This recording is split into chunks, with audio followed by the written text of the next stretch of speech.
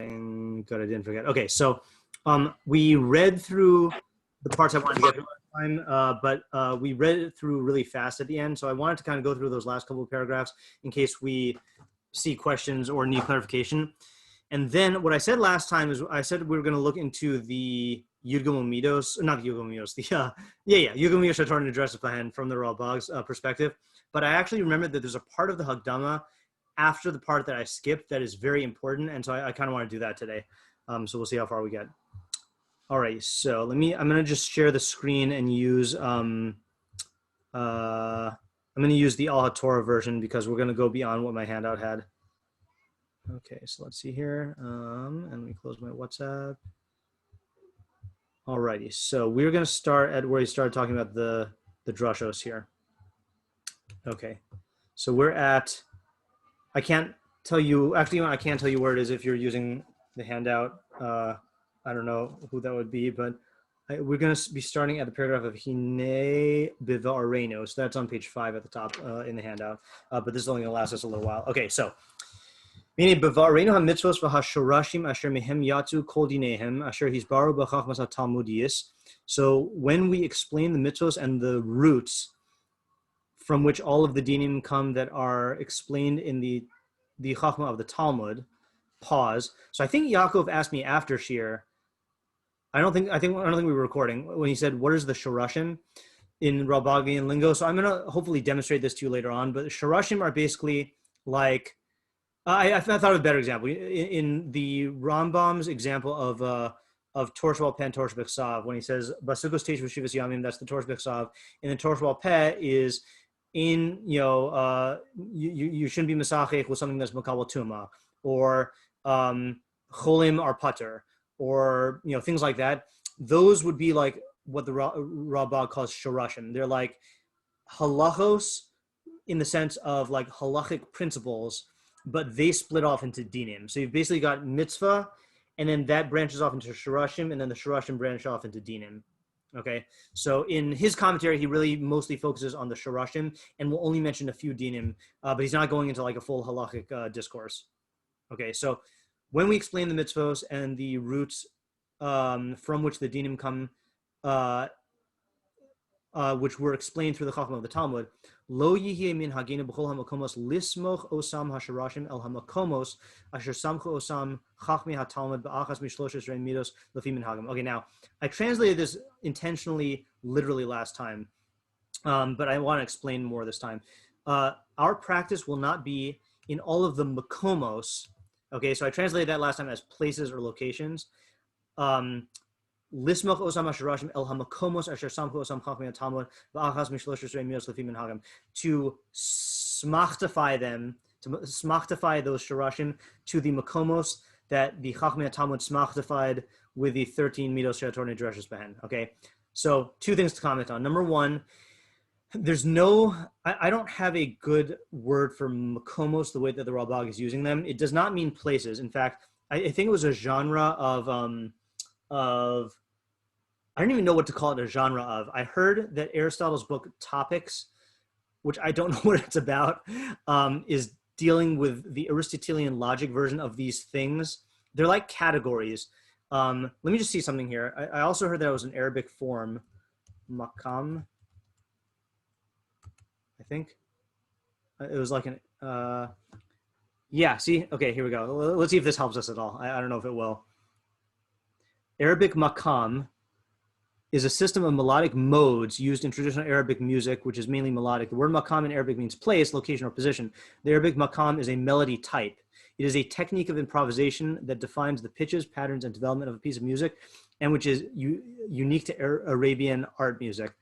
Okay, so that actually has a little bit of meaning here. So I don't know if this has meaning for non-musical people, but in the same way that like each song in the Western system is like in a certain key or a certain time signature, which dictates the rhythm, there's a certain like mode. I guess mode is the best English word for this. Certain modes that the Chachmei HaTalmud used to bring forth the dinim through the Yudgam Midos Shatorah Nidreshes Behen. So like, let's say for example,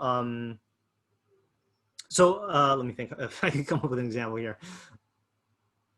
He's going to give examples of his own makomos. I'm just trying to think of one that we're familiar with. It's hard because we're using a topic that we're not familiar with and applying it to a subject we're not familiar with, which is the Yugam Umidas, because we don't really understand necessarily how that works. So let's leave that aside. Just drawing your attention right now to the fact that makomos does not mean places. It means modes of like modes of drasha. Let's call it that. Okay. So we're not going to use the modes of drasha that the Chachamei Talmud use. Okay, because they use the Yugam Midos.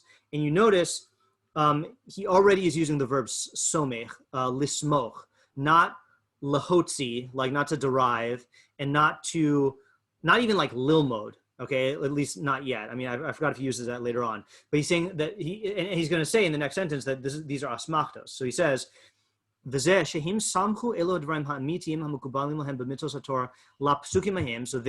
were somech, these true received principles in the mitzvahs of Torah. They were some of them on those psukim, lios kidmus remez v'asmachta l'dvarim mehem, just as an allusion and an asmachta, a support for those things.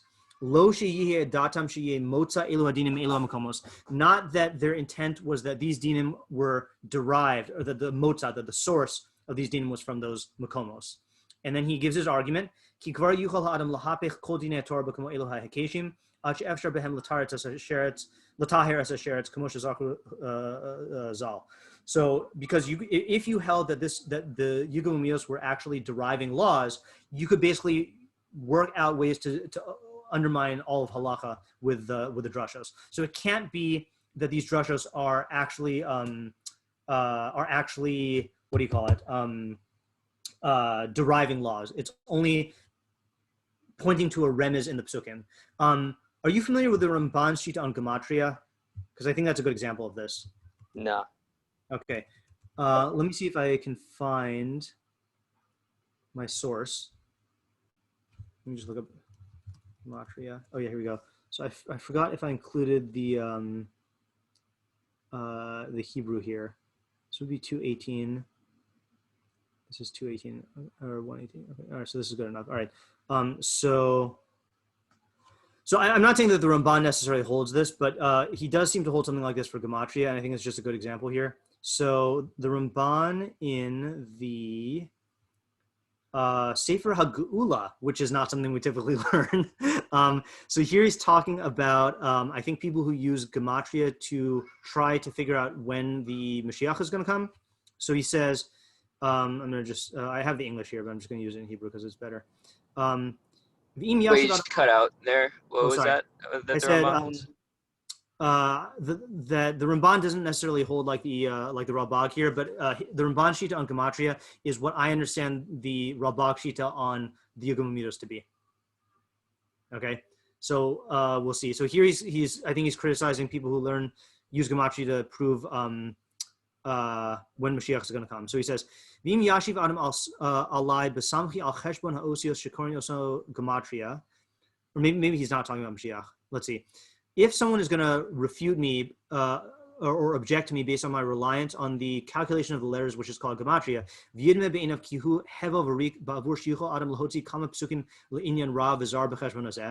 because it seems in his eyes that these things are futile and empty, because a person can take the psukim and interpret them in bad and strange ways through this cheshbon. And that's basically how we tend to view gematria, right? In our our yeshiva, at least when we hear people use gematria as something profound.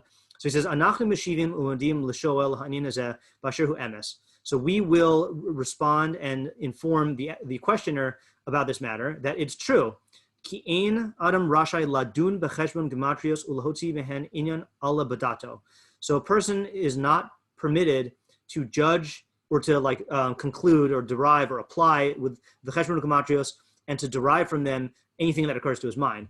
Well, Kabbalah biad Rabbeinu Chachmei Talmud Hakadoshim Zal ki nimsru l'Moshe b'Sinai gematrios yeduos lios zecher va'os le'inyan hanemar al peh im shar hatorsh peh. So he says, rather, there's a tradition in the hands of Chazal, the Chachmei Talmud, that they were transmitted to Moshe Rabbeinu from Sinai specific known gematrios, as a zecher and a proof for that which was known al peh with the rest of Torah al peh be'inyan agada umehen ba'as iser v'heter. So some of them are in terms of agada, some of them are in terms of iser v'heter. Kamosha amru stam naziris shloshim yom dichsiv yihiyeh. So that's a perfect example. So it says in the let me just find the pasuk here. It says in Nazir.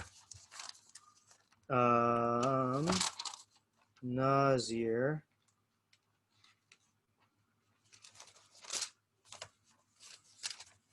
Let me find it. I don't actually. Oh, here we go. I think it is from the pasuk. Let's see. You show each other. Blah blah blah. Oh yeah, I think it's Ad Melos Hayamim Asher Yazir Lashem Kadosh Yihiyeh. So it has the word Yihiyeh, and so Chazal learn from there that the gematria of Yihiyeh is 30. So the Stam Naziros is 30 days. Now, if you claimed that they were deriving it from that, that would be absurd. So what he's saying is no. Chazal received the halacha at Sinai. Sorry, Moshe received the halacha at Sinai that Stam Naziros is 30 days, and Chazal received as part of Torah Peh that the gematria as a mnemonic device and as a raya from the pasuk is that word Yihiyah in that pasuk. But no one could derive that on their own. Okay? And then he says similarly, Va'inyan hazek inyan hagzer shava shaharbe gufe Torah tulin ba. So same thing with gzer shava that much of Torah is dependent on. V'hu inyan sheyachol adam lahotzi mimenu dvarim ra'im v'sosrim ikare haTorah. If you just wanted to like willy-nilly apply gzer shava, you could basically like find derive bad things and things that undermine the foundations of Torah. Elash amruba in adam dan gzer shava me'atzmo inahi lakayim v'lo listor. That the purpose of a person cannot make up his own gzer shava. He can only use the ones that were received, and they are only to prove, not to disprove. So it's not exactly like the Ralbag, but that's how I'm viewing the Ralbag's interpretation of the Yugam Midos, basically that I mean, he doesn't say Chazal received them, but Chazal used them just as a zecher and an os, not as a method of derivation. So they did not derive anything. They just took laws that were already handed down to Moshe, and they used the Yugam Midos to attach the Torah Peh to the psukim and to find rayas and such. Or he doesn't even say raya, asmachtas and ramazim. Okay? I'll take it that that's clear. Okay. Yeah. All right. So what is he going to do? And this is what I want to go into a little bit more this time. Nismach osam el pshute hapsukim. We will asmachtify them to the pshat of the psukim. Asher efshar sheyatzu hadinim ha'elu mehem, from which it is possible that these laws would come. Ki bazeh tisyashev hanefesh yoser, because this will cause the soul to be more settled. So two questions. What does he mean in terms of, we'll smachtify them to the pshat of the psukim in a way that it's possible that the dinim could come from? And then what does it mean that it makes the soul more settled? Okay, so I want to walk you through an example of that. But first, let's finish the paragraph. And this is not a deviation from the approach of Chazal.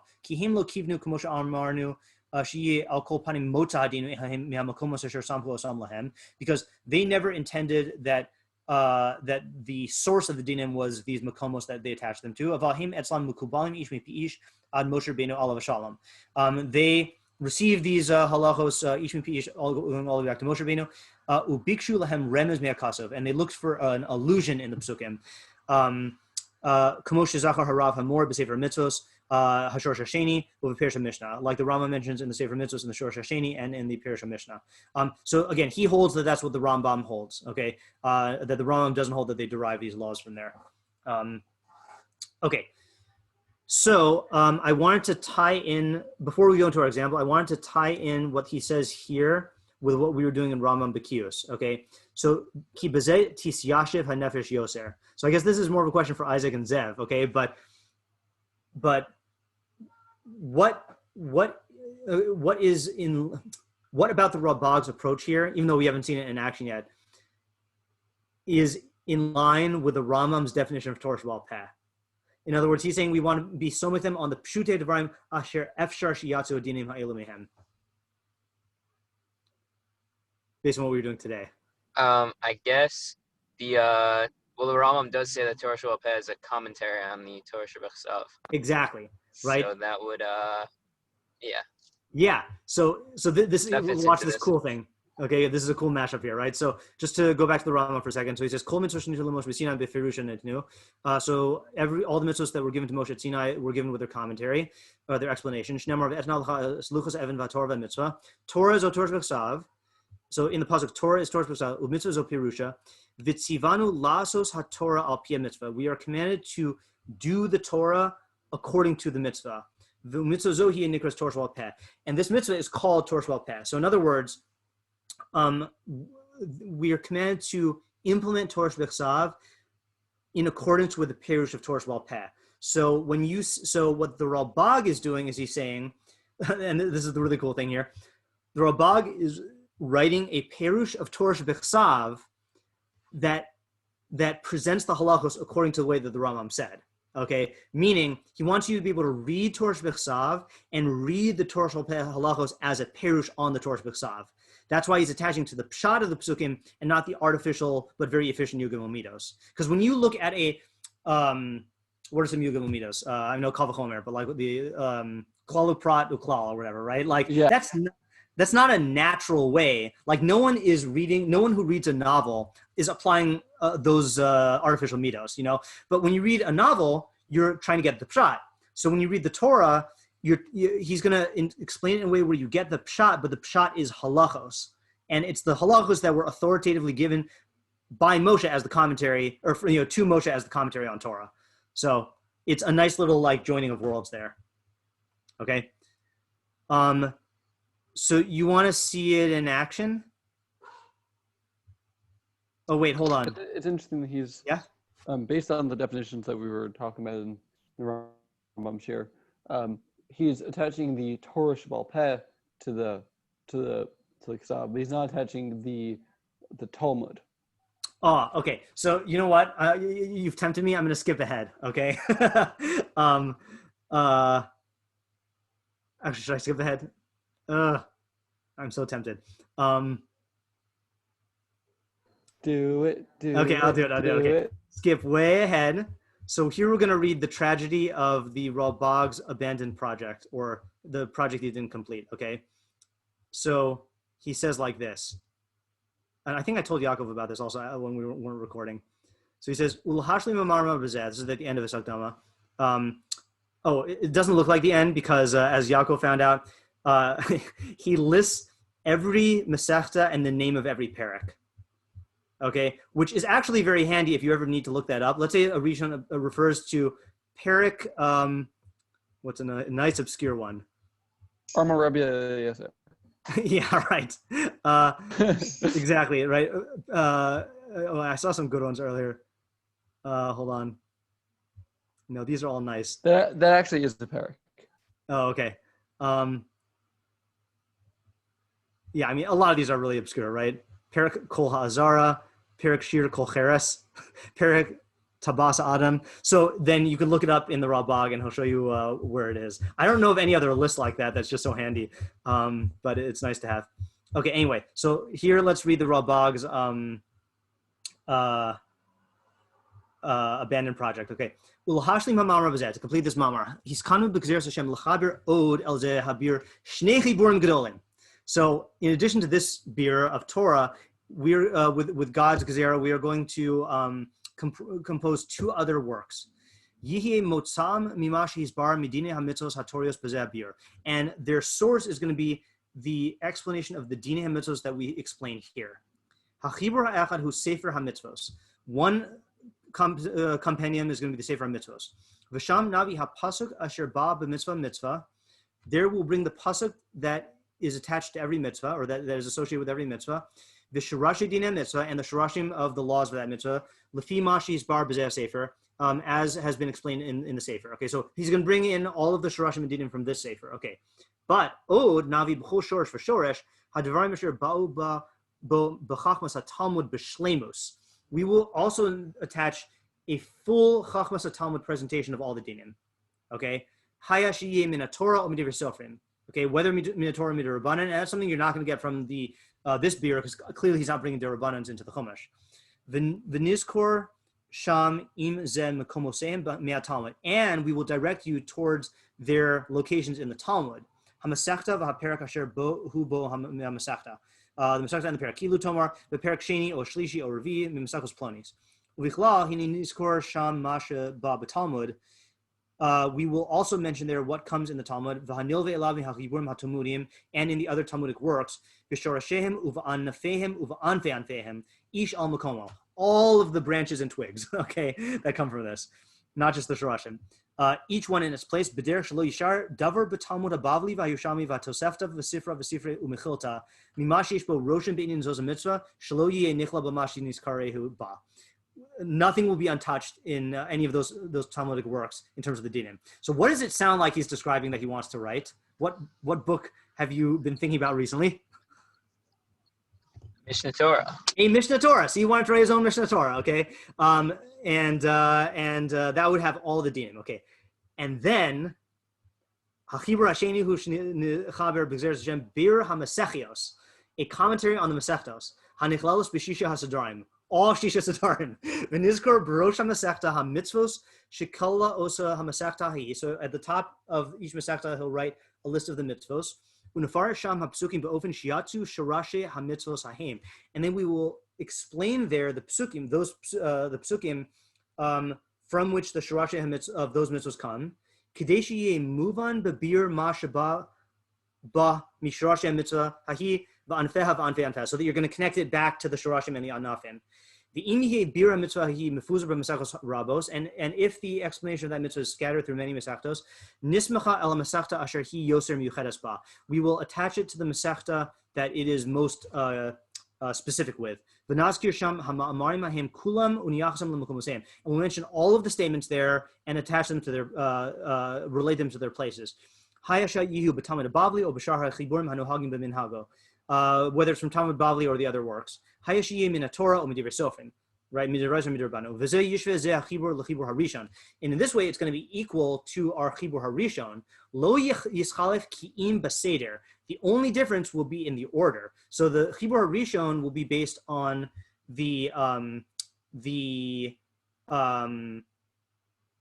well, it will be based on the psukim.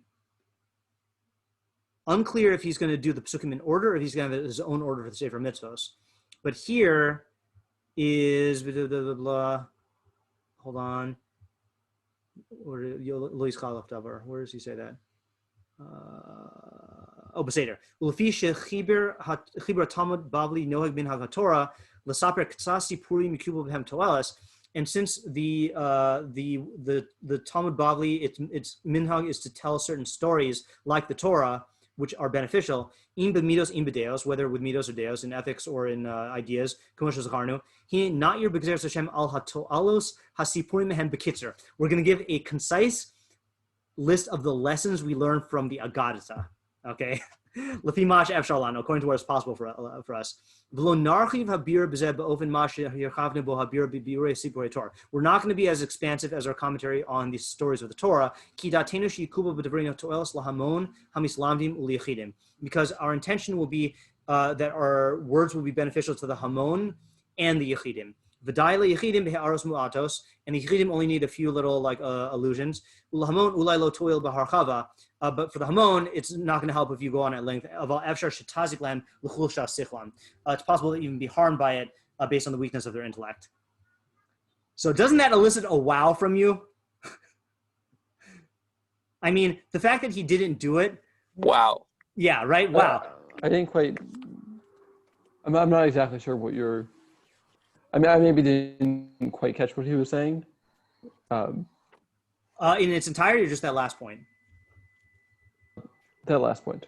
The last point is he's going to explain all the Agadatas in a way that the Yechidim will be able to get a concise perush and then arrive at the ideas, just like in Torah, and the Hamon will get a basic idea and not more.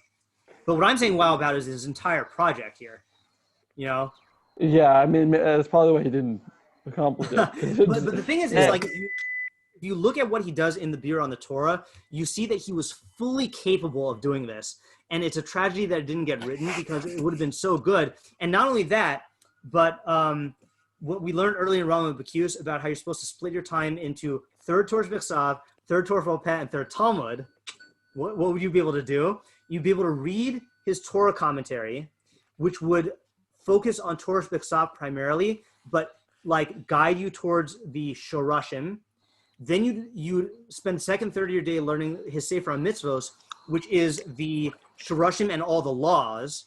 Then you would spend the last third of your day learning the Talmud, but tying it back and integrating it with what you've learned from the Sefer HaMitzvos and the Biur on Torah. It would be a beautiful thing. Wow. Yeah, that's a wow. Now, basically what we have, though, is if a person wanted to make their learning program that, and if I had if I had my way, then I would do this, is I guess if you want to try to construct that methodology of learning, here's what I would recommend, okay? Use the Ralbag's Pirush on Chumash for your third in Torah B'Chsav. Use the Rambam's Mishnah Torah for your third of Torah Sheba'al Peh, and then use the Aruch HaShulchan for your Talmud, because Aruch HaShulchan does go through all of the sugyas in the Talmud, but brings them down to the halacha, but also ties them back to the Torah Sheba'al. So, and then for the Agadita, you use the Meiri, because the Meiri doesn't comment on every Agadita, but he does the style that the Ralbag says, which is he'll give like a Kitzer level interpretation of the Agadita just to get the Toelis out. So if you put all those works together, then you can have like this program of shelish for your Talmud Torah. In case you want to do that. Okay. All right. So, shall we go through our example now of let's walk through an example of the Ralbag, of how the Ralbag will learn a Torah B'Chsav in a way that is that he described. Okay. Let me just make sure that we don't need to read one more paragraph. We read that one.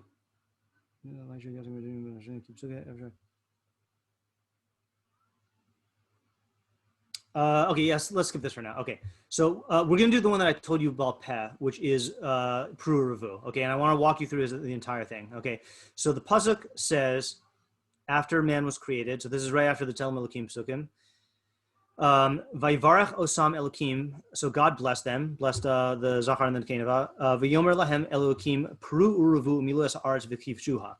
And God said to them, be fruitful and multiply and fill the earth, V'kivshuha, and conquer it. Urudu b'dagas hayam ubov hashemayim ubchol chaya haramesses al haaretz, and rule over the fish of the sea, the bird of the skies, and every animal that creeps upon the earth or that moves upon the earth. Okay, so let's look at the Ralbag now. And the Ralbag is going to start off with a very Torah B'Chsavi type interpretation, and then he's going to segue into the Shorashim and mention some of the dinim. Okay, so he says, "V'hine berach Hashem osam yisala," God bless them, lahashgacha al kiyumam ushmirasam, in a manner of hashgacha on their preservation and protection. Which of the Yugam Umidas Harachamim is that? For those who were Rachamim, right? That's Rachamim, right? Yeah. Now, so Chonin, I think would fit into the Redu B'dagas Hayam, because that's something extra. But this is Rachum because it's preserving their existence. V'amar lahem, and he said to them, Sheyifru v'yirbu v'yimlu es arz v'yachazikuba. And he told them to be fruitful and multiply and fill the earth and seize it. Rotlomar shekvar gazar b'yom hibaram sheyitzuva ha'adam bezeh kishiyimatze sham makabo roy shetinasin haTorah al yado. Whoa, okay, dropped a bomb there. What does this mean? It means that it was already decreed on the day of their creation that man would be commanded in this when there would be found a recipient that is fit for the Torah to be given through. Catch what that means?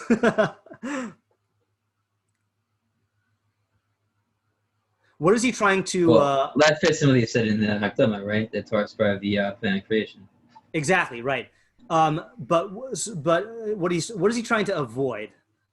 I don't know if this if you can tell this. I didn't quite catch his point. So what he's trying to avoid is saying that Adam was commanded in this.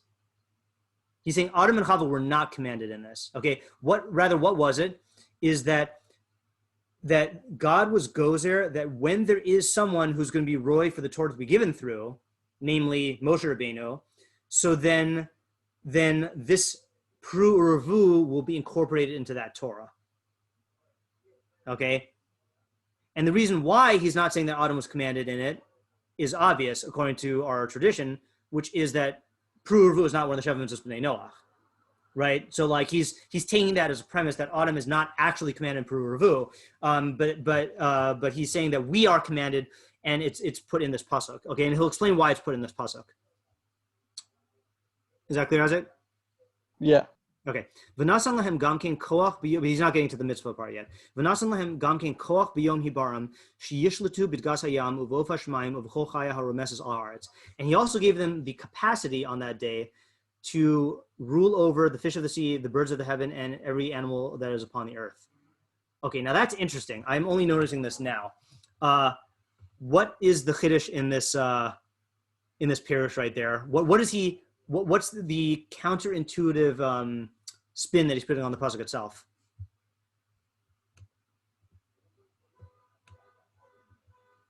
I'll read you the pasuk again. Uredu bidgas hayam uvof hashmayim uv'chol chaya haromeses aretz. Rule over the fish of the sea, the bird of the sky, and every animal that creeps on the earth.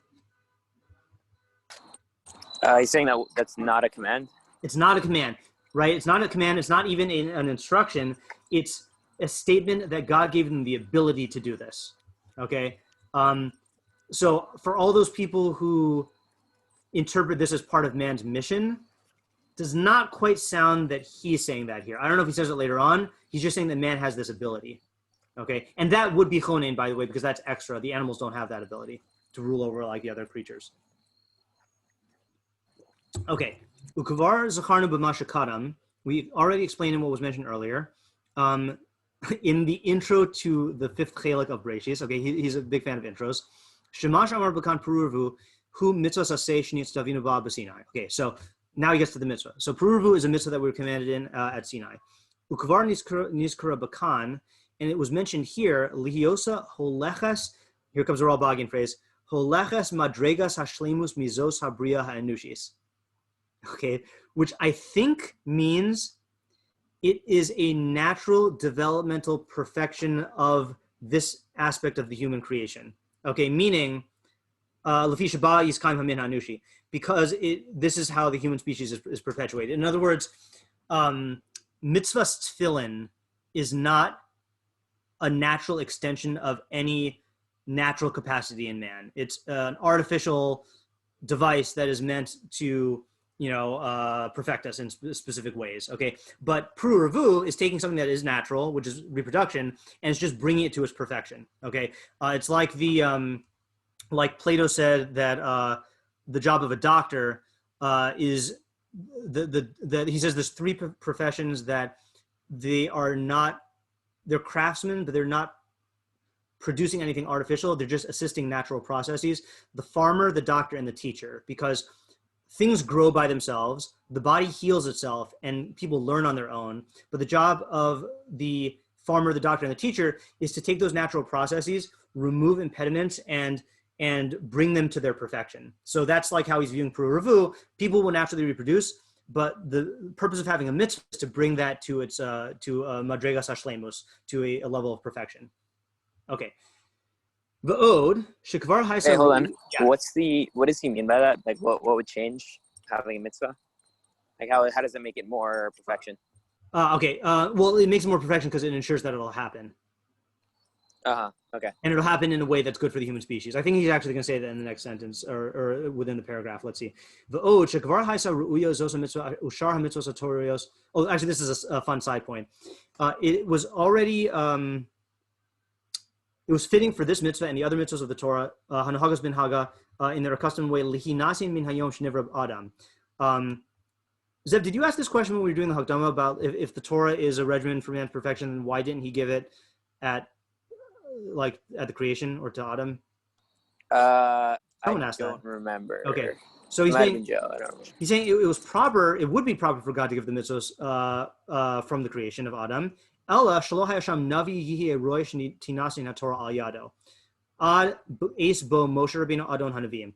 But no navi who was roy to get the Torah or for the Torah to be given through came along until Moshe Rabbeinu. Now that's an amazing statement, right? Is he's basically saying God was, so to speak, ready to give the Torah at the time of creation, but you needed a navi who was on that level, and that navi didn't come along until Moshe Rabbeinu.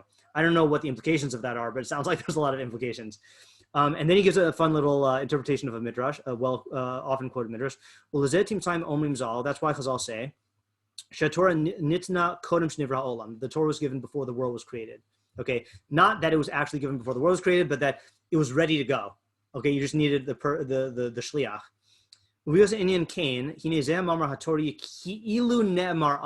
Therefore, this statement, this Torah statement of peru, it's as if it was stated then.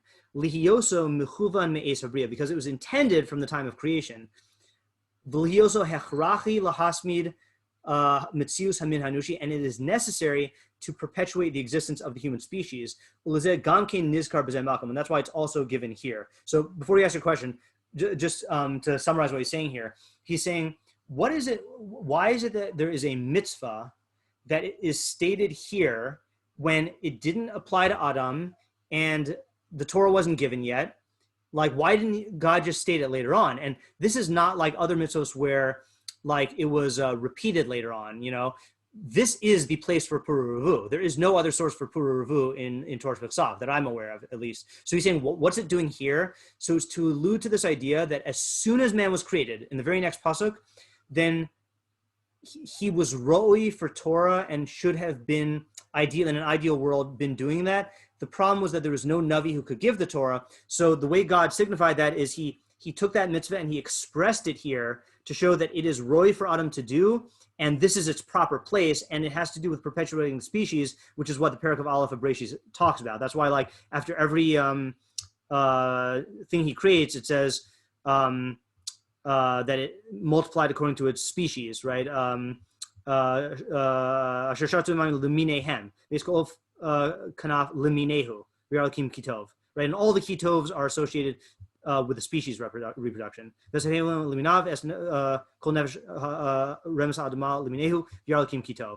that's what it's doing here. Zev, did you have a question? Oh, I did. No. Well, yeah, I don't know. All right, you can interrupt if you remember it. Yeah.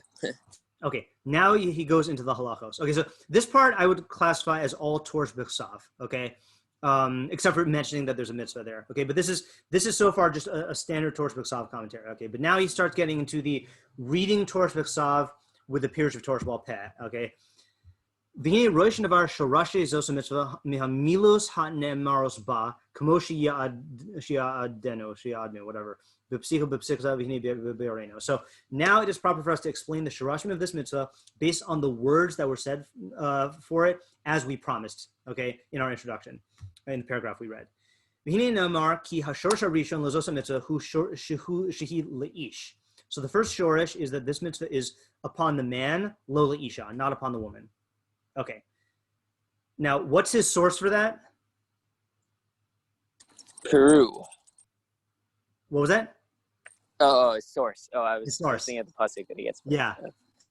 That was the trick question. How do we know that it's for the man and not the woman? Moshe at Sinai. Okay. So everything he's about to say, he's not deriving. Okay. Everything he's about to say is just an asmachta, but it's a very, very smoothly worded asmachta that attaches itself to the words of the psukim. But we got this from Moshe at Sinai. Okay. V'zeh ki ha'isha ein sipek biyada lasos, because the woman, she lacks, literally, she doesn't have the ability to do it, or like she doesn't have enough to do it. She lacks the power to do this. V'hamitzvah amnam titzuve l'mi she'efshar lo shiyaseh, and the mitzvah only is commanded to someone who it's possible to do. God doesn't give mitzvahs to people who are not capable of doing the mitzvah. Okay. Meaning he would never give the mitzvah of nida to a man, right? Because biologically he's incapable of it. So too, woman is biologically incapable of this mitzvah. Now, why? It's obvious why she's not able to do it. Because the woman has no initiation of this action. She's the recipient of the action, right? So the initiator of the action is the one who supplies the sperm. She's the one who has the egg, and the sperm fertilizes the egg. She can't even do it by choice.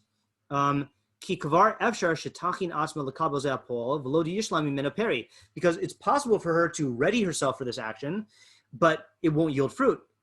Because the man can have intercourse with her in a way where he avoids completing the action. Okay, and this shorish is already has been explained in the 6th parak of Yevamos. Okay, so that's shorish number 1. It's a chiyuv on the man, not the woman. Reason is because the man can initiate the action and she can't, and it's not within her control to complete it either. Hashor Shasheni, the second one. Shaloyi pater. This one I got mixed up when I summarized to you, by the way. I split this into 2, but it's really 1. Shaloyi pater ha'adam mipiria v'rivya im lo yihye lo zachar unikeva yishlam behem melo ha'aretz. That man is not exempt from peru until he has a male and a female that are capable of filling the earth. V'zeh she'omro peru remez bo al ha'holada. So peru alludes to reproduction. Revu alludes to multiplicity of reproduction, or plurality of production. V'omro umilos haaretz, and the phrase milos haaretz, yichayev sheyishlam bezeh milo haaretz. That necessitates that the filling of the earth should be fulfilled through this. Okay, should be completed through this. V'hinei haribui harishon beholada hu shnayim. So the ribui in the first, in the holada is 2, right? That's the minimal amount of plural. Because it's impossible to sustain the world without males and females. So then therefore, these 2 should be a male and a female. And that's how you can fulfill melo haaretz. Because a man and his wife are male and female. And if they have a male and a female, then the filling of the earth will not be lacking when they die. In other words, you and your wife have to replace your generation. You were a male and a female that were reproducing. You have to supply a male and a female that are reproducing. You get population growth. Yeah, I guess this is the minimal shiur, right? Right, we're focused on kiyum, not necessarily growth. Until the preservation of the people of the earth are fulfilled in this way. Now, what are the nafkaminas? So if the zachar is sterile, right, for lack of a better term, or if the woman is infertile, or if they die and don't have kids, okay, so what I think that means, and I did not know this halacha until I started looking at this here. I'm pretty sure it means if you have, let's say you and your wife have kids, but they don't reproduce, so then, and they die before they reproduce, you're not pater from peru v'rivya. Because those offspring that you had did not fulfill melo haaretz. They were taken from their place when they died. Okay, but ulam im holy zachar nekeva umesu. So let's say you have a son, okay, and your son has, let's say you have a son and a daughter, and your son has a zachar and a nekeva, and then your son dies. V'nishar lo mehem zachar nekeva, but his male and female remain. Hinehu pater mirivya. Then you are pater from peru revu.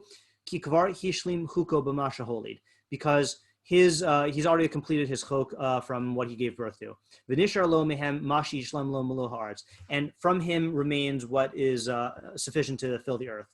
About im lo holid ha'av zachar unekeva, but if the father did not have a zachar nekeva, v'hayu lo mimisha holid oso zachar nekeva. So let's say you only have a son, and your son has a zachar nekeva. Hine lo niftar ha'av mi peru revia. Then your father is not pater from peru revu. Ki lo hishlim huko haroy lo atom, because you didn't fulfill your quota by yourself. And this is explained in the same place. Okay, so this is an example. The first one was just a shoresh. This one, it's a shoresh with some dinim, right? Because he goes into some details here. Now, another example of how this is just an asmachta is, I don't know if you've ever learned the sugi of peru revu, but there's actually a machlokas about whether the fact that you have to have a male and a female is only one shita. You know what the other shita is? 2 males. 2 males, right? So, if you took that to the Ralbag, okay, and said, "Aha, Ralbag, your interpretation is wrong," because the Gemara, according to that Manda Amar, it's 2 males, and they learn it from Moshe Rabbeinu. Ha! What would he say in response? Yeah, of course. He's just a remes. Yeah, it's just a remes, right? And since it's a remes for practical halachos, he's not going to try to bring in a remes for all of the stuff we don't paskin like. He's just going to bring the remes for the stuff that we follow, okay? Okay, and then the last shoresh, he says, Hashorsh shelishi, this is the one I forgot to tell you. Sheha'adam yischaya b'zos ha-mitzvah me'ez heyoso ro'i al minhag hativi leholid halada shlema. Okay, so man is obligated in this mitzvah from the time that he is ro'i, that he's fit, according to nature, to reproduce in a perfected way. Yishlam ba melo ha'aretz, to complete filling the earth. Okay. By the way, without looking ahead, unless you already have, when are you chayiv in peru revu? Like what age?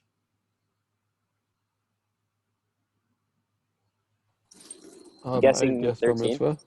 Yeah. Right, that's what you would think, right? But this is the weird exception here. He says, "V'zeh yispar mimasha amar mulu haaretz, umilu es haaretz." This is what is clear from the phrase umilu es haaretz.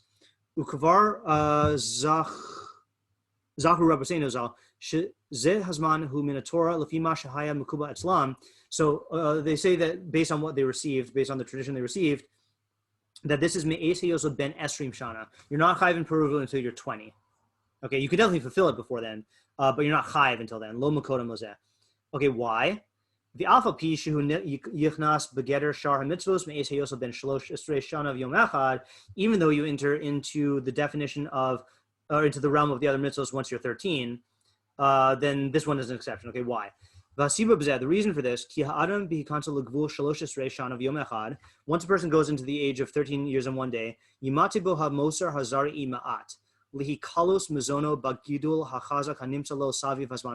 have a feeling this is going to be one of those outdated ideas in physiology, but the excess zera that he has is very little due to the paucity of his nutrition in begidul hachazak, in strong growth, hanimsa lo saviv hazmanahu, that is surround him at that time. No idea what that means, but he'll say the nafkamina. And for this reason, if he reproduces at that point when he's 13, so then the reproduction will be lacking naturally. So basically, it sounds like he's saying if you have a kid when you're 13, the kid is going to be like not as fit for reproduction. Or weaker. I'm not sure if he's saying weaker or not fit for reproduction. Okay. Sounds like maybe birth defects. Yeah. Although it doesn't sound like he's saying that there's going to be like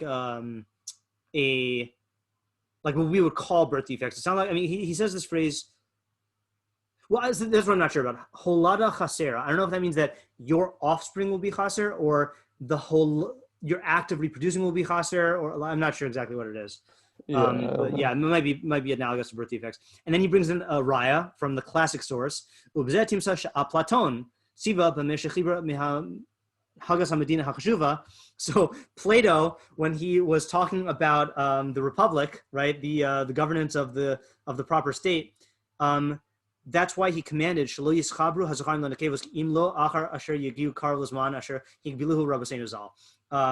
that he says that they shouldn't get married until around the same time that Chazal mentioned, so that their offspring could be very healthy. And that is explained in Kiddushin. Okay, so that's the third shoresh. And funny that he brings in Plato. And then let's just finish it up here.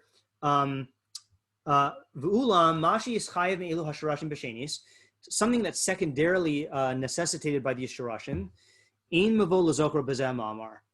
not proper to mention it here.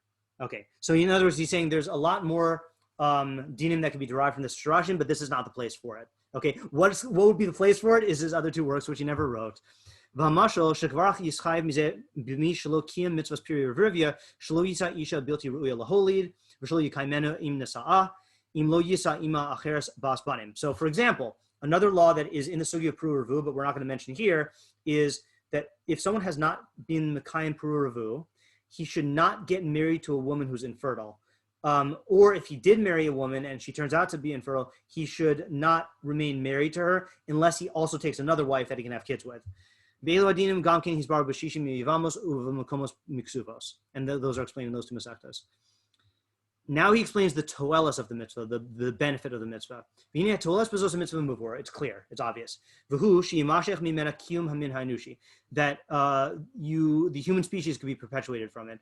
Because man, since his actions are in his choice, it is possible that he would destroy his species. If people got together and had the agreement to not reproduce, then that would happen. And that's why the Torah was mashgiach in this way to give us this mitzvah. Now, that on the surface could sound crazy that people would just decide to stop reproducing, but where are we seeing this today? Japan, right? Japan, it's a big problem in Japan. I think there it's due to several factors. One is the cost of not the cost of living, the work pressure. The other is that being single is becoming its own lifestyle, and people not wanting to follow in their parents' ways. I think there are certain Scandinavian countries also where like they essentially pay you to have kids because the population is dwindling, and really in wealthy countries where people have the leisure to not have kids and have more time to do what they want and not have to care for the kids, then people don't have kids as much. So you see that what he was doing. Yeah, in civil, not civil. That was never no. In Western countries, the birth rate is 1.8. And in order for it to be sustainable, it needs to be 2.2. Okay, there you go then.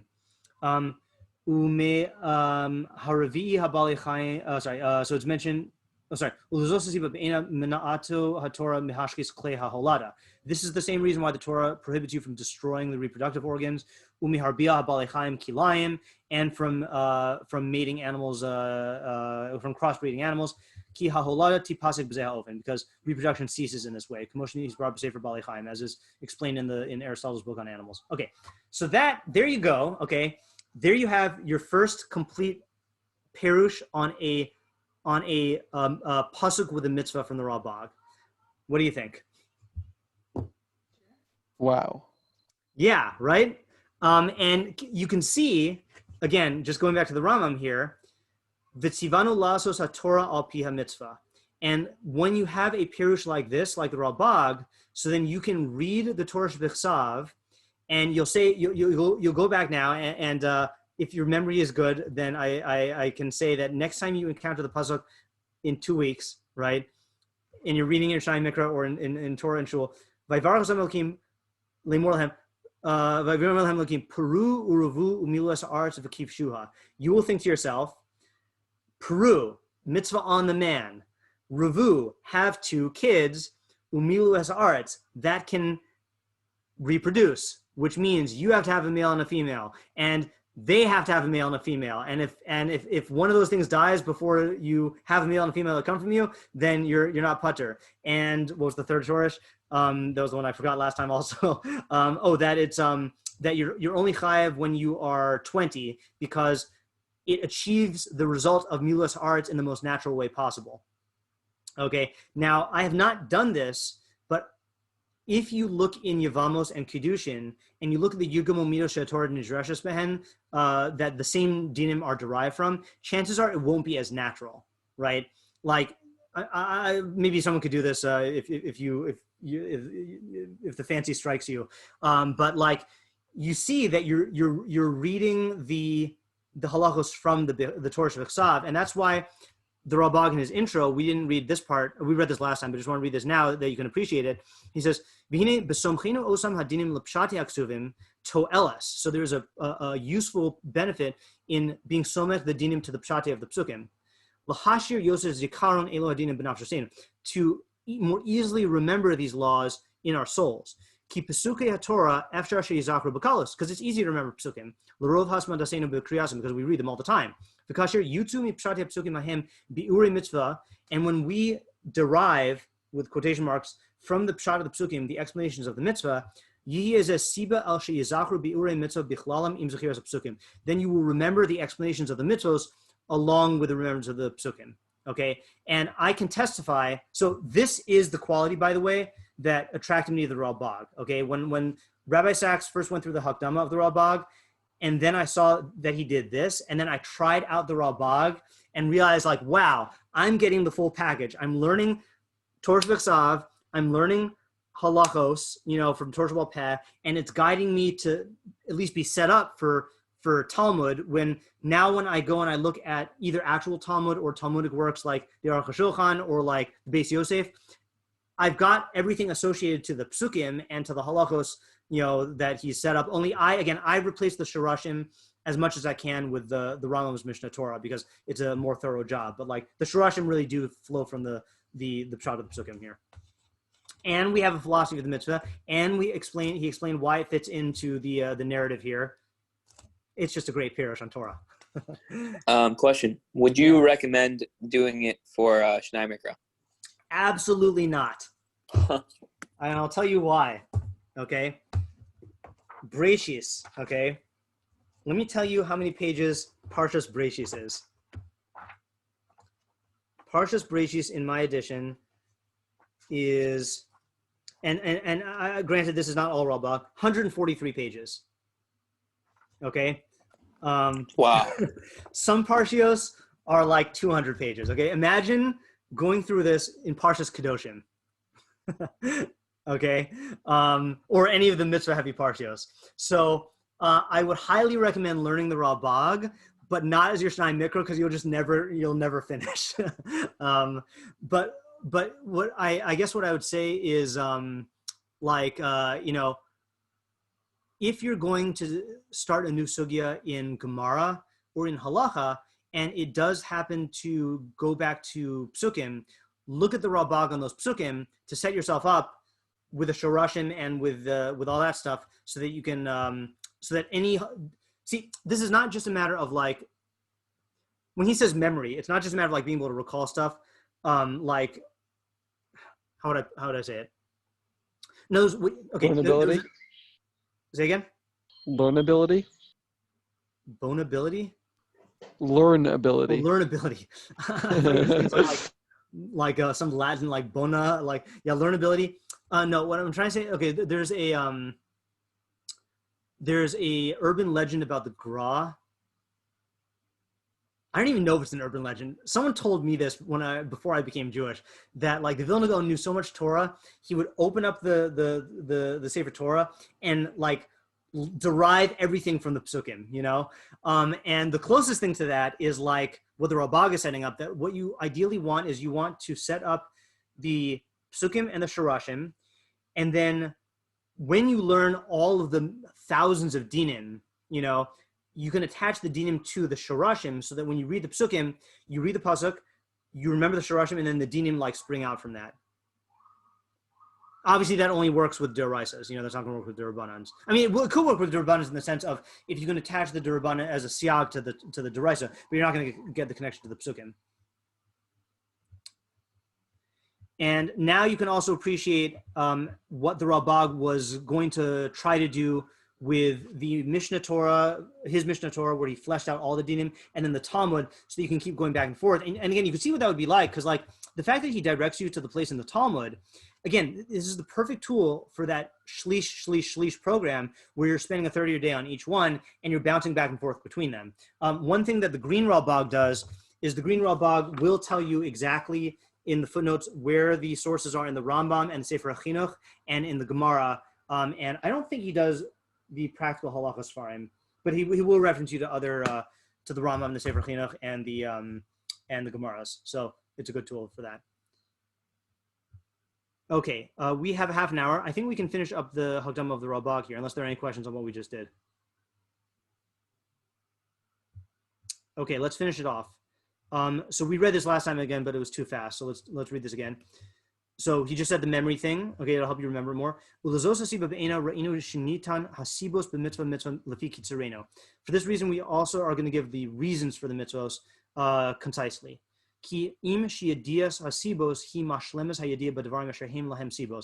by knowing the reasons for something, it completes the knowledge in those things for which the things are causes.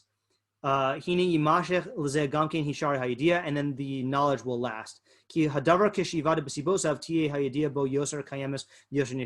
when you know a thing through its causes, then the knowledge will be more firm. Right? So that was like Aristotle's approach to knowledge, is the four causes. Can anyone name and explain the four Aristotelian causes?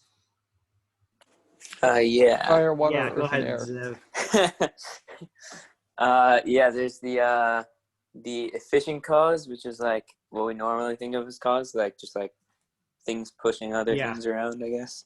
Like, and then there's the formal cause, which is like what kind of thing it is, I guess, like the Okay, good. That's fine.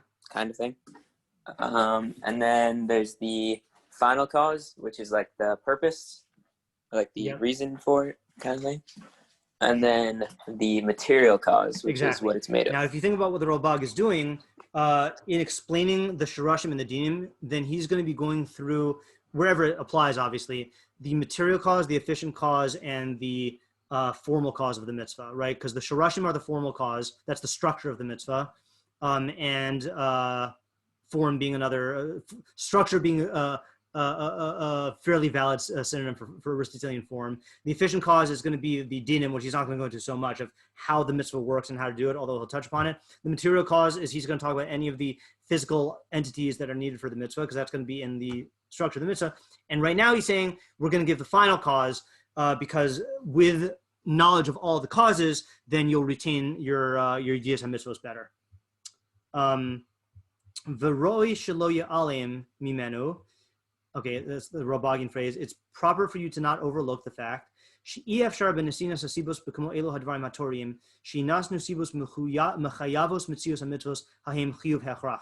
is impossible when giving reasons for the mitzvos of the Torah, of these Torah matters, it's impossible to give reasons that are necessary, where it had to be that way. Like it is in the preparatory sciences, like in math. You also can't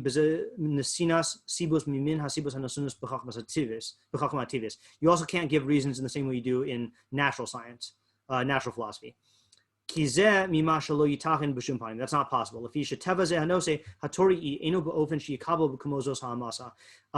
It's not possible to, in this Torah subject, to, it doesn't lend itself to this level of certainty. Or verification, I mean, not certainty, verification. Kavar bir zeh philosoph b'sefer midos, and Aristotle explained this in the Nicomachean Ethics. V'sham bir ki ha'amasa hanofelas b'davar davar tiye lefi masha b'teva hanose sheikabu mimena. That verification or in something, in each and every subject, is dependent on the nature of the subject. So I referenced this very quickly last time. Let me actually show you the actual Aristotle quote that he was listening to, or that he was mentioning.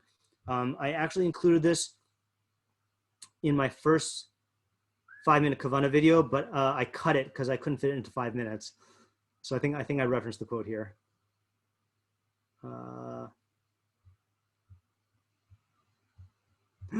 Unless I deleted it. Hold on. Let me see if it's in the actual PowerPoint.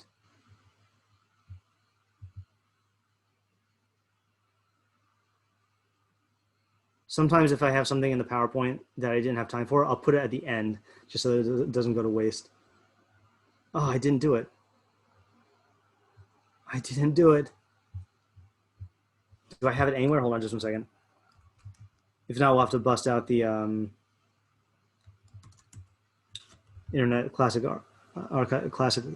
Archives. Let's see. Nicomachean. Okay. No, this looks like it's too old. Okay, fine. So let me just find on the internet here, because it's a good quote to know. Internet Classic Archives. This is a handy site to know about. Aristotle. Oh, look, Isaac, it's our friend Apollonius. And Nicomachean Ethics, book 1. I think he said it's, oops, no, remove 7. Okay, let's see. It's, yeah, okay. So here's the quote. He says, oh, that's not the quote. Here we go. Let this serve as an outline of the good. For we must presumably first sketch it roughly, and then later fill in its details. But it would seem that anyone is capable of carrying on and articulating what has once been well outlined, and that time is a good discoverer or partner in such work. Blah blah blah. Okay, here we go. And we must also remember what has been said before, and not look for precision in all things alike, but in each class of things, such precision as accords with the subject matter, and so much as is appropriate to the inquiry. For a carpenter and a geometer investigate the right angle in different ways, right? They're both looking for a right angle.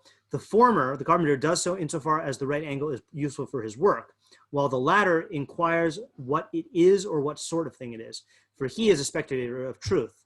We must act in the same way then in all other matters as well, that our main task may not be subordinated to minor questions. Okay, fine. Oh, yeah, nor must we demand the cause in all matters alike.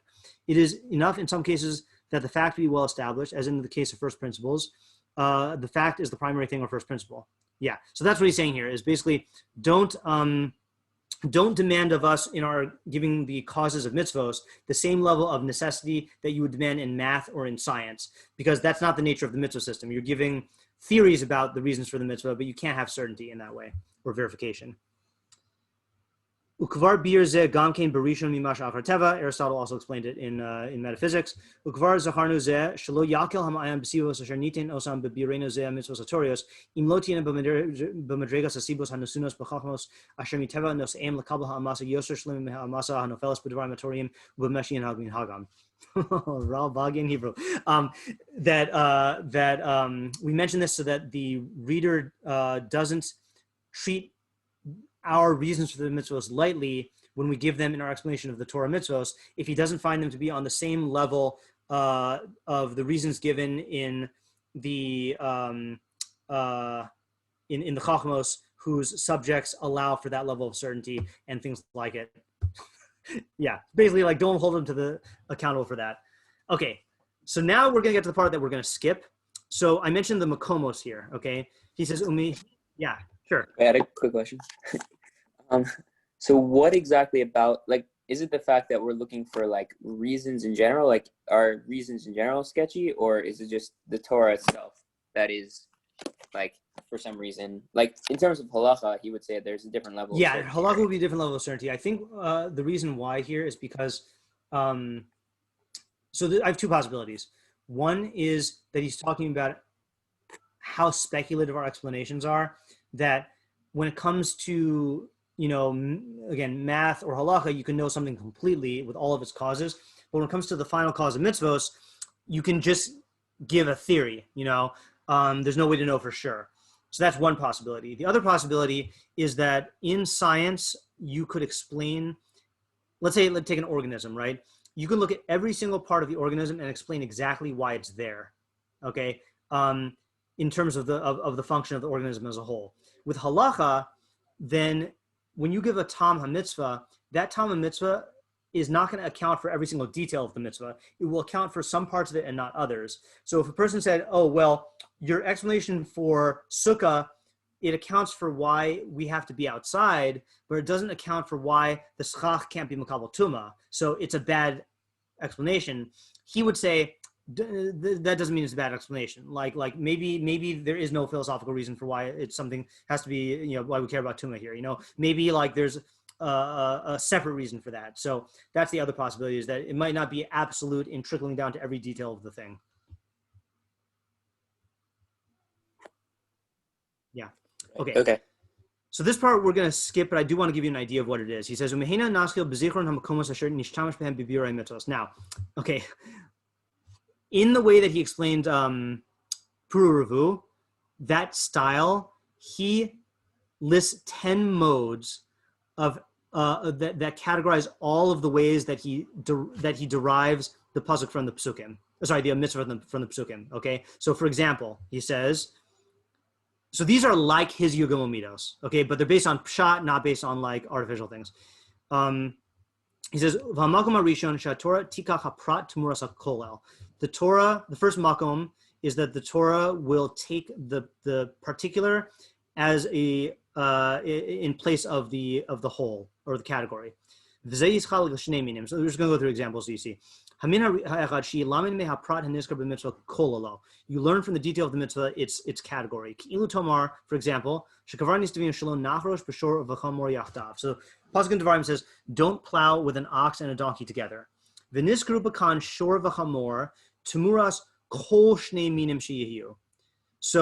even though the Torah only mentioned shor and chamor, it really was talking about all species. Okay. Similarly, I mean, we're familiar with that example with lo savasho gedi b'chalev imo, right? It's lav davka gedi and it's lav davka b'chalev imo, right? It's the category. So all behemos and all milk from them. Okay. Here's another makom. I'm just going to give you just a couple examples here. You can see this part's very long. A lot of mashalim here. Hold on. Where's the makom hasheni? Got to be here somewhere. Oh, hamakom hasheni. She hata'arim haniskram b'torah yakifu alma shedarcho she torah b'torah hahu v'lo yidukdak bahem she hametzius kain. You know what? I don't want to do that one. That's a hard example. Just 1 second here. Oh, sorry. Did I skip a bunch of makomos? Maybe I was scrolling too fast. Yeah, you did. I did. Okay, sorry. I was looking in the middle. I should just look at the side.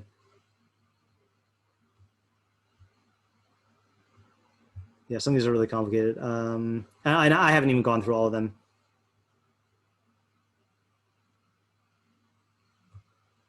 And it's even harder with Ralbag Hebrew.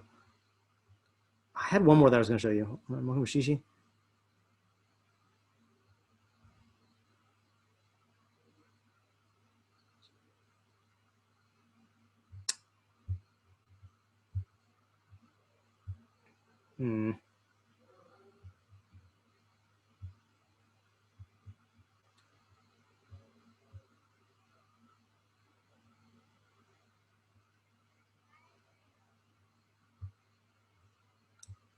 No, I'll say it outside. Oh, here we go. Yeah. Hamakom Aravi, Shapulus Shazakra Osama Torah, Roy Shiyuvnu Ba'ovin Asher Yurgol Inyan Eloapulos. When the Torah talks about actions, it's proper to understand them as being talked about in the normal way of doing them.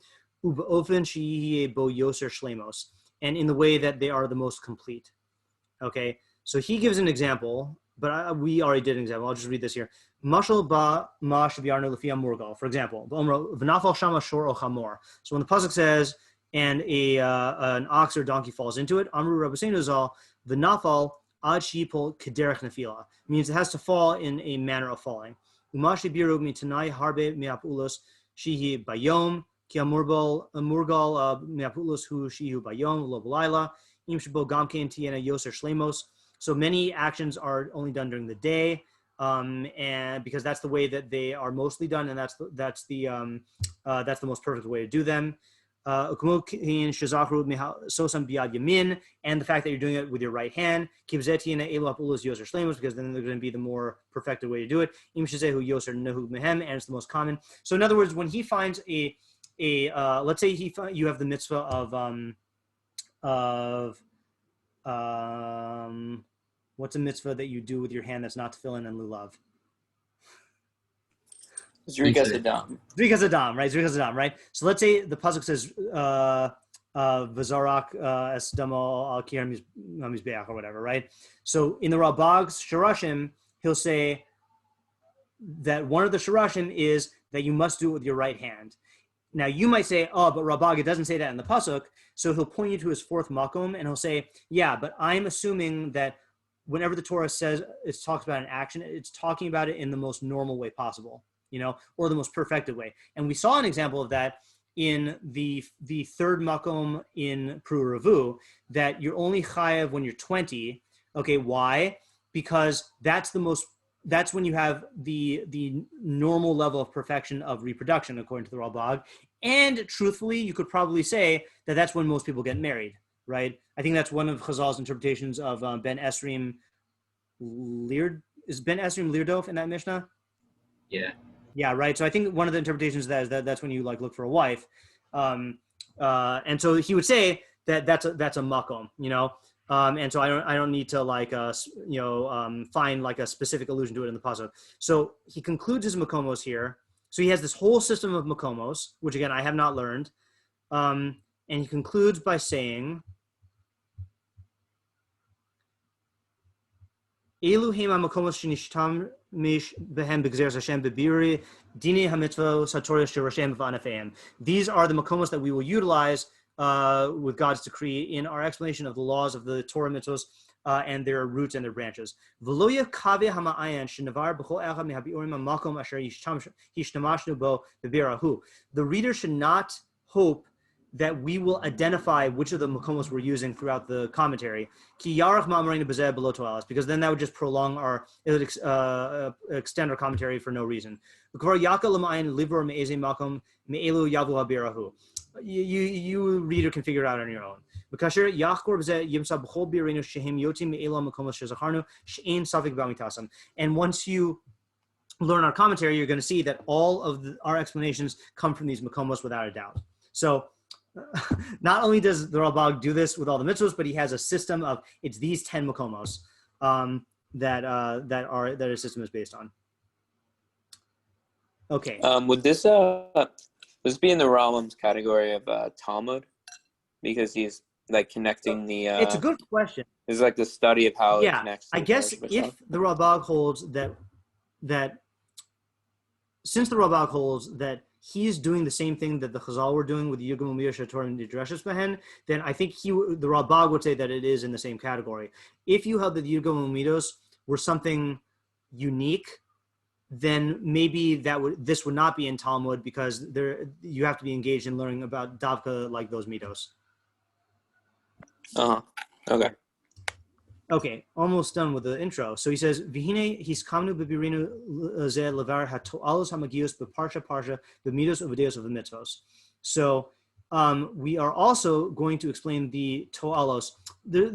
I like translating to'alos as beneficial lessons, because that's really how he learns it, that come from each and every parsha in midos, deos, and mitzvos. Hato'alos hamagios mehem kiyat zichlenu, according to our capacity. So that's at the end of every parsha. He explains the lessons you learn from it. Okay.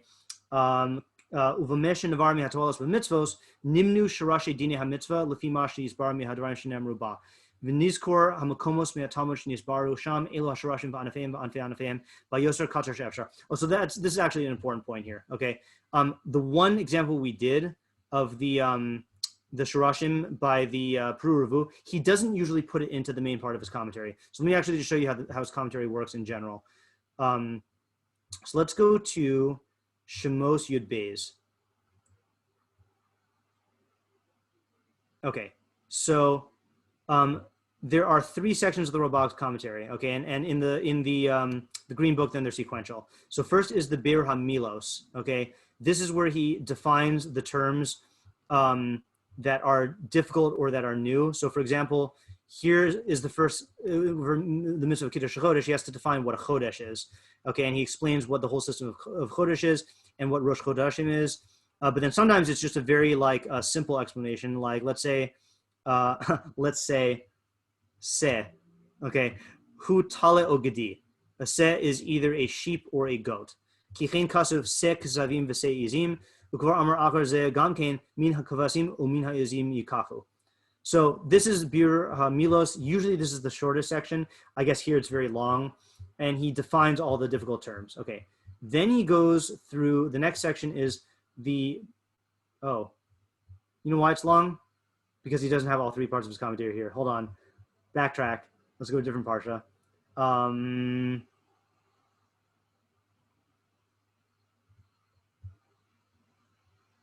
Vayera. Okay. let's try this. Where's Bris Milah? I thought that was, is it Bris Milah in Vayera? The end. Okay, yeah. All right, good. So right here then, I think. Yeah, there we go. Okay, so Bira Milos, so he explains the terms. See, look at this. See, I love the Ralbag. Okay, so Shin Dalad Yod, right? What does it mean? He explains it for you. Rotzlamar, Asher Dai, means that he is enough. Varoton, She Dai b'mitziuso lahamsi hanimsas b'yoser shalom shebepanim she'ef shalahem. That God is enough in his existence to give existence to the existing things in the most perfect way possible. There you go. He defines it. What does his halach lefanai v'yesami mean? Rotzlamar sheyishmor mitzvaso. So he just defines all the terms. Next is the bir haparsha, or sometimes he calls the bir hasipur, or sometimes he calls the bir, like here, bir divrei hasipur, and sometimes he calls it the bir devarim. So this is a walkthrough style commentary of the Ralbag on the parsha. So for example, what I mean by walkthrough is it's not set up in Dibur HaMaskils. So for example, let's look at the first pasuk. Vahi Avram ben Tishim Shana v'Tesha Shanim v'Yira Hashem el Avram v'Yomer elav Aniyesh kel Shakai Yishalech lefanai v'Yesamim. Okay, so Avram was 99 years old, and God appeared to Avram and said to him, "I am kel Shakai, walk before me and be tamim." So Ralbag's commentary. Zachar, it mentioned Shekasher Haya Avram ben Tishim v'Tesha Shana Nire Hashem Yisrael el Avram. That when Avram was 99, then God appeared to him. V'amar elav and said to him, "Ani kel shakai b'mitziu shedai b'mitziusi lahashpiel l'nitzos hashlemus ha'efshari lahem." I am the one who is enough in my existence to give existence, perfect existence to those things. Shemor mitzvosai v'yeh samim. Keep my mitzvos and be wholesome. V'zeh yeh b'shiyimol basar or laso kamoshi yizkor achar. And this is through circumcising his flesh, as he'll mention later on. So that's what I mean by walkthrough. Is he just plugs in? It's like he's reading it to you and explaining it as he goes. Okay, and that's the bir haparsha. Then at the end is the toalos. So say at the beginning, how many lessons do we learn from the story? Hine hatoalos hamigiyim mizeh asipur hem arba. So we learned 4 lessons from the story. First one is in Midos, second one is in Midos, third was in Midos, and then fourth one is in Inyanim Toriim. Oh, so he doesn't have mitzvos here? Oh, because I guess this is not the main place for Bris Milah. That's going to be in Tazria. And then he'll walk us through and he'll explain what the lesson in Midos is. So for example, he who shemishi yirtze shiania ohavo lasos davar lahoyelo, someone who wants to motivate his loved one to do something that's beneficial for him, asher bo etzlo mihazaros vatzar, which to that person would be very strange and painful. Then you should start off by mentioning all of the benefits that come from that action. Before you mention the action that you're commanding him to do. Okay, that's the lesson. And then he'll explain how it flows from this. Oh, sorry, first he explains why.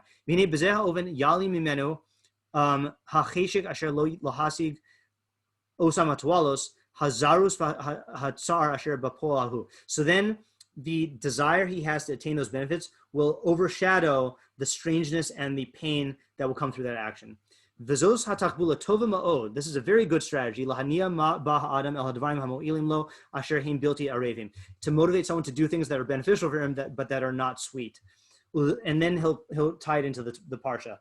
For this reason, you'll find Shekvar Hiflik Hashem Yisala Lizkor Avram Hatu Alos Amagioslo Mipnei Habris Asherhu Kores Imo. For this reason, you'll find God went through mentioning all of the beneficial reasons for the that'll come from the bris that he'll have. Kodem Shiagi Lo Mahu Inyan Zeh bris, before he told him what the bris involved. Because he was going to be asking Avram to do a very strange and painful action. Especially for Avram because he was so old. Okay, so that's the example of a toelis b'midos. It's very much like the way we learn Mishlei. It's practical advice. Okay. But let me show you just an example of, let me go back to the Korban Pesach because I had a bunch of good examples here. In the Toalos for mitzvos, here's what it's going to look like. Oh, sorry, that's not Toalos and mitzvos. Well, that's because we're not in the right parsha. Okay. Toalos. Okay, so here's how it's going to look. You'll find the mitzvos in the back. So he says here, Ulama Toalos hamagiyos mehem shloshim ushnaim. So Zev, this is another example. If you did Ralbag on bow, just the Toelos, you got 32 lessons that you learned from this, and that's not counting the explanation of the Parsha. Great. Yeah, so it'll say Hatolas Arishin Hu b'mitzvos v'hushnitzmi likbo hachadashim b'lachashiv shanim. So that's the mitzvah of Kiddush HaChodesh, and then he'll go through the Shorashim. The Elu Shorashi is also mitzvah Tisha. So then he'll go through all the Shorashim. Boom, boom, boom, boom, boom, boom, boom. Then he'll go on to the next thing. Hatolas Hasheni Hu b'mitzvos. Oh, sorry, b'midos. Then another one in mitzvos, and that one apparently is very long. And here are the 11 Shorashim. Boom, boom, boom, boom, boom, boom, boom. And then occasionally you get one in Deos. Okay, so that's the structure of the Ralbag's commentary. And let's just finish the intro. I think we're almost done with the intro because we read these next two paragraphs already. That's where he said his plan. And then he says, oh, and then he just says the names of all the prakim and all the masechtos. That's setting you up for his Talmud commentary. Okay. Or helping you find the references in the Chumash. And then he ends,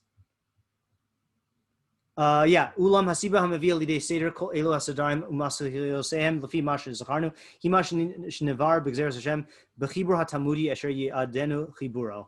The reason why we went through all these names is because if God willing, we will explain it in the Talmudic composition, which we promised to write. And then we'll now start our beer of the Torah as we explained. So there you go. That's the end of our intro to the Ralbag. Wow. Yeah. So assuming I think I asked most or all of you. So do we want to just continue our Chumash shiur as a Ralbag Chumash shiur?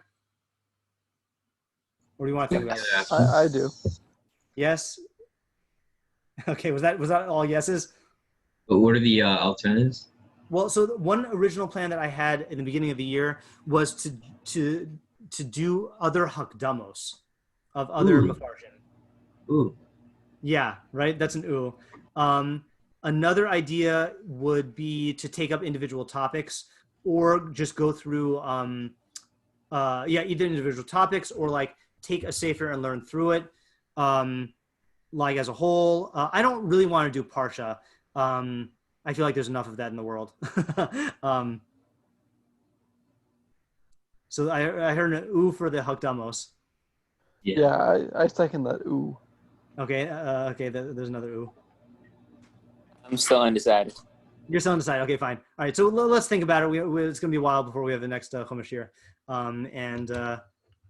And yeah, okay, good. So I hope this was. I hope that at the very least this motivates you to take a look at the Ralbag when and try to see what benefits you can read from him, because he has a lot to offer. Cool. Yeah. Side question. Yeah. Do you have any recommendations for Shnai Mikra in general? I'm a big besides for Unclos. I'm a big fan of Unclos.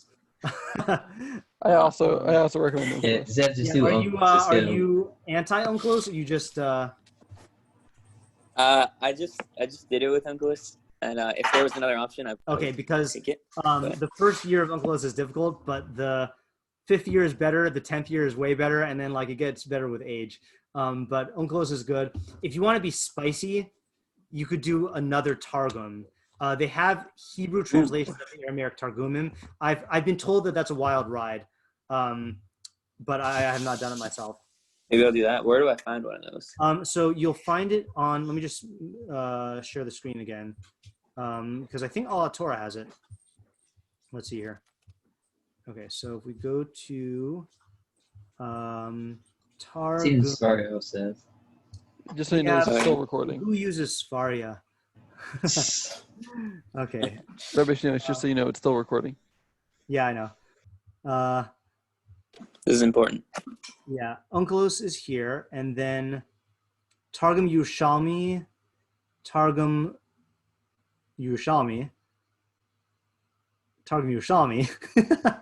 Wait, I thought they had. Wait a minute. Okay. Wait, no. Those are different Targumim.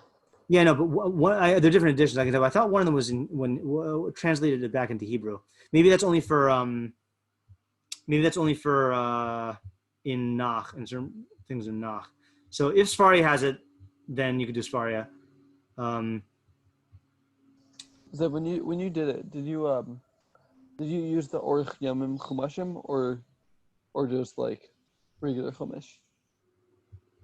Regular. Oh, you got to use the Orach Yamim. What's the difference? So the difference, let me go get my Orach Yamim.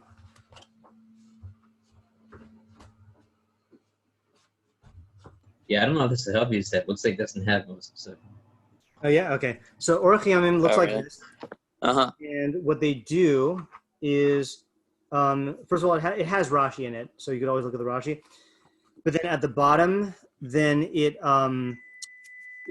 anything that the Targum deviates from a literal translation, it puts it in bold and then it translates it back into Hebrew. Wow, that's awesome. Yeah, and so then you actually pick up on all of the stuff that the Targum is doing that like you don't understand if you're just reading through Aramaic.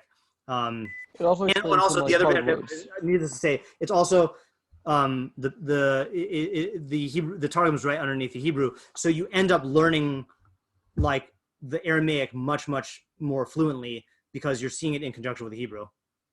Cool. Yeah. Very cool. And I don't recommend this for doing. I recommend this for Shnai Mikra. What I'm about to recommend would be more for like research purposes. But I think Art Scroll came out with a Targum Onkelos.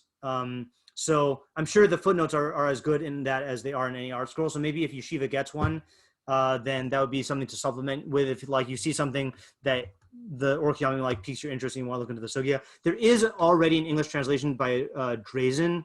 Yeah, I think I have it actually. Yeah, so I don't relying on authority here. I don't trust Drazen because Rabbi Zucker was very critical of his intellectual honesty and made it seem like he because I think he wrote a biography of the Rambam. Maybe I don't know if that's. Let me just see if that's true. Hold on.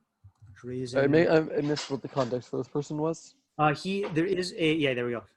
This is a guy who wrote a translation of Onkelos that is a little bit older, and he has a lot of footnotes in it, and I have found value in the footnotes, but Rabbi Zucker was very critical of this guy's intellectual honesty in his Rambam biography, and that kind of tainted my reliance on the stuff that he says in the footnotes. Because Rabbi Zucker said he basically is like one of these like academics who like will take a little thing and just wildly speculate and like project his own theories onto it. So I don't know if that was Rabbi Zucker's analysis. I don't know if that's actually true, but that's why I don't use that translation unless or the translation's fine, but the footnotes, I don't know if I would rely on. And are you Yote if you just read the translation of Onkelos? I'm under the impression yes, but I have not asked a Shaila. Got it. Yeah. Good to know. Yeah. Yeah. So I highly recommend Onkelos. If I ever deviate from Onkelos, I should do Rashi, but that's also long.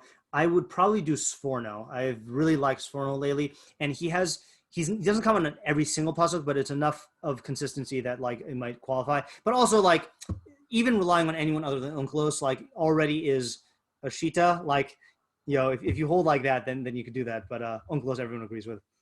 Yeah, I think when I was talking to Pesach about it, or when we were having a conversation with him about it, he said in a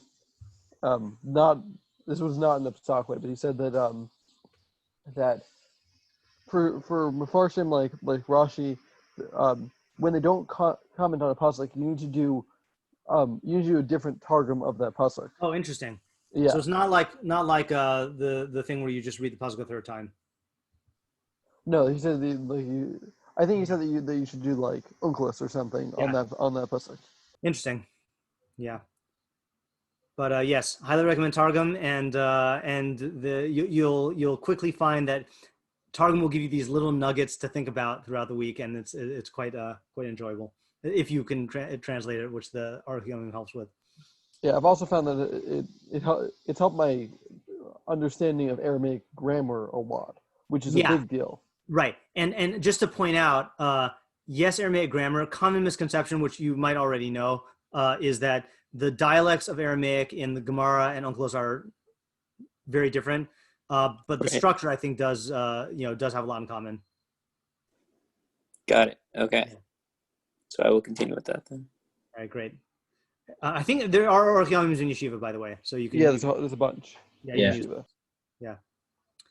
Alrighty, have a good night, guys. See you tomorrow in some capacity. I guess plan for tomorrow as of now is Mishlei and Rambam Bakius and then Koheles, and then topics in Jewish philosophy. Maybe we'll do a question and answer again, since yeshiva is officially off after that. All right. Thank you. Thank you. Thanks.